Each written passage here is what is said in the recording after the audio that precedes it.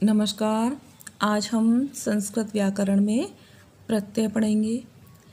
प्रत्यय वे शब्दांश हैं जिनके लगने पर धातु अपना अर्थ प्रकट करने में सक्षम होती है। प्रत्यय के संयोग से धातु का एक निश्चित अर्थयुक्त भाव प्रकट होता है। धातु क्या है? जैसे हिंदी भाषा में क्रिया होती है, इंग्लिश में उसे वर्ब कहते हैं, उसी तरह संस्कृत में धातु होती है। धातु मतलब क्रिया। धातु से पूर्व जो शब्दांश जोड़े जाते हैं वे उपसर्ग होते हैं, लेकिन जो धातु के बाद जो शब्दांश जोड़े जाते हैं उन्हें प्रत्यय कहा जाता है।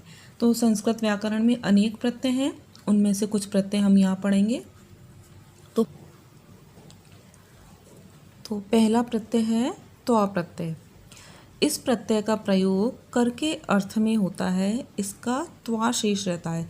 मतलब जो आधा क है इस प्रत्यय में उसका लोप हो जाता है और क्या शेष बचता है? त्वा। धातु के अंतिम वर्ण में ई का प्रयोग होता है यदि अंतिम वर्ण में कोई स्वर की मात्रा ना हो।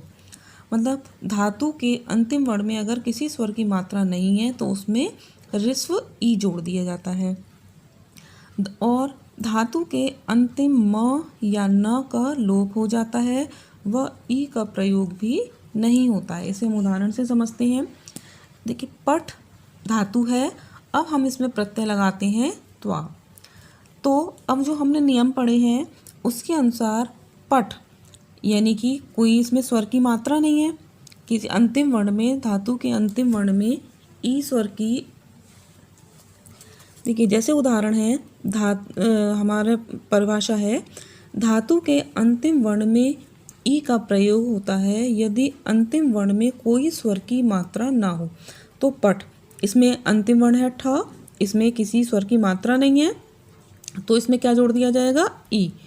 पठ में हमने ई जोड़ दिया और त्वा प्रत्यय का क्या शेष बचता है? त्वा। आधा का हट जाता है, तो इसको जब हम जोड़ेंगे तो क्या होगा? पठ में ई की मात्रा होगी पठित्वा, तो यहाँ हो गया पठित्वा।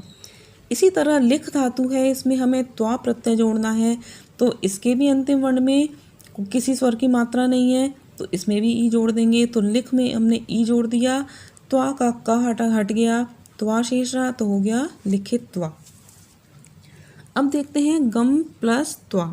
गम प्रत्यय में हमें, गम धातु में हमें त्वा प्रत्यय जोड़ना है। तो देखिए हमने ऊपर क्या पढ़ा था, धातु के अंतिम म या न का लोप हो जाता है और ई का प्रयोग भी नहीं होता। अब यहाँ क्या है?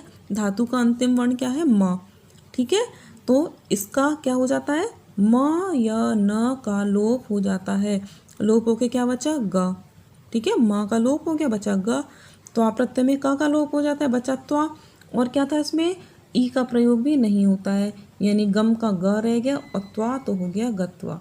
इसी तरह नम धातु में त्वा प्रत्यय जोड़ेंगे तो हलंत म का लोप हो जाता है, ई की मात्रा भी नहीं लगती है, त्वा के क का लोप हो जाता है, न प्लस त्वा मिला देंगे तो हो गया नत्वा। अच्छा, एक बात और, अब देखिए ये तो हमने प्रत्यय जोड़े। अब कभी कभी ऐसे आ जाता है, मान लीजिए ये आ गया गत्वा। ठीक है, अब इसमें आपको धातु और प्रत्यय अलग करके लिखनी है, तो कैसे लिखेंगे? गम प्लस त्वा। ठीक है, अब जैसे लिखित्वा, तो आपको क्या पहचान है त्वा प्रत्यय की? अगर लास्ट में, जिस शब्द के लास्ट में त्वा आ रहा है, इसका मतलब वहाँ पर त्वा प्रत्यय है, लेकिन प्रत्यय में आधा का लिखना जरूरी है। अगर खाली आप त्वा लिखते हैं तो वो गलत हो जाएगा। आपको आधा क भी लगाना है, आधा त भी लगाना है, तब वह लिखना है, मतलब त्वा प्रत्यय। ठीक है, ये ध्यान रखिएगा। अगर क नहीं लगाया, खाली त्वा लिखा, तो वो आपका आंसर गलत हो जाएगा।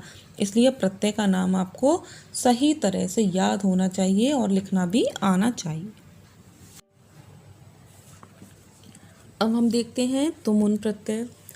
इस प्रत्यय का प्रयोग को या के लिए के अर्थ में होता है, जैसे पठितुम पढ़ने के लिए, गंतुम जाने के लिए। इसका तुम शेष रहता है। जब किसी धातु में तुमुन प्रत्यय लगाते हैं तो इसमें तुम शेष बचता है। फिर है प्रत्यय का प्रयोग करते समय धातु के अंतिम वर्ण में ई का प्रयोग होता है यदि अंतिम वर्ण में कोई स्वर की मात्रा न हो। मतलब धातु के अंतिम वर्ण में अगर किसी स्वर की मात्रा नहीं है तो हम उसमें ह्रस्व ई जोड़ देते हैं। फिर है धातु के अंतिम म का न हो जाता है, वह ई की मात्रा नहीं लगती है। यदि धातु के अंतिम वर्ण म हो तो उसको हम न में चेंज कर देते हैं, लेकिन उसमें ई की मात्रा नहीं लगाते हैं। फिर धातु के अंतिम ई का ए, ऊ का ओ और री का अर हो जाता है। मतलब जैसे गुण संधि में होता है ना, ई का ए, ऊ का ओ, इसी तरह से इसमें हो जाता है। अब उदाहरण से इसको समझते हैं। जैसे पट धातु है, इसमें हम तुमुन प्रत्यय लगाते हैं। तो पट धातु, तो ठ में कोई भी स्वर की मात्रा नहीं है, इसलिए हम इसमें क्या लगा देंगे, ई। तो पट प्लस ई प्लस तुमुन का क्या शेष बचता है, तुम। अब जब इसको मिला देंगे तो हो गया पठितुम। फिर है क्री प्लस तुमुन। अभी हमने पढ़ा था कि यदि धातु का अंतिम वर्ण ई या ई हो तो हम उसको ए में बदल देते हैं। तो ई की जगह ए होके हो गया क्रे प्लस तुमुन का शेष बचा तुम, और जब इसको मिला दिया तो हो गया क्रेतुम। फिर है श्रु प्लस तुमुन। अब श्र पर उ की मात्रा है तो ऊ का क्या हो जाता है, ओ हो जाता है गुण संधि की तरह।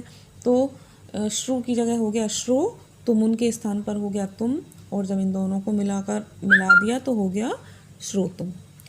फिर है देखते हैं गम प्लस तुमुन। गम धातु है, इसमें हमें तुमुन प्रत्यय लगाना है। ठीक है, तो अभी हमने पढ़ा था कि धातु का अंतिम वर्ण अगर म होता है तो उसको हम किस में कन्वर्ट कर देते हैं, न में। तो गम की जगह हो गया गन, तुमुन का शेष बचा तुम, और जब इसको मिला दिया तो हो गया गन तुम। अब इस प्रत्यय की क्या पहचान है, तुम। अगर मान लीजिए कोई शब्द आता है, हमें उसमें से प्रत्यय निकालना है कि धातु प्रत्यय और धातु को अलग अलग करिए, तो कैसे करेंगे। जहाँ हमें तुम लग रहा है, तुम किसी शब्द के पीछे है, इसका मतलब वहाँ पर तुमुन प्रत्यय है। ठीक है, तो लेकिन उसमें ये नहीं लिखेंगे प्रत्यय कौन सा है, तुम। क्या लिखेंगे, तुमुन। इसलिए ये प्रत्यय आपको लिखना भी आना चाहिए और याद भी होना चाहिए कि तुमुन प्रत्यय। जैसे मान लीजिए गंतुम शब्द आए, हमें इसमें से धातु और प्रत्यय अलग करना है, तो क्या लिखेंगे, गम धातु और तुमुन प्रत्यय, गम प्लस तुमुन। ठीक है, आशा है आपको समझ आ गया होगा।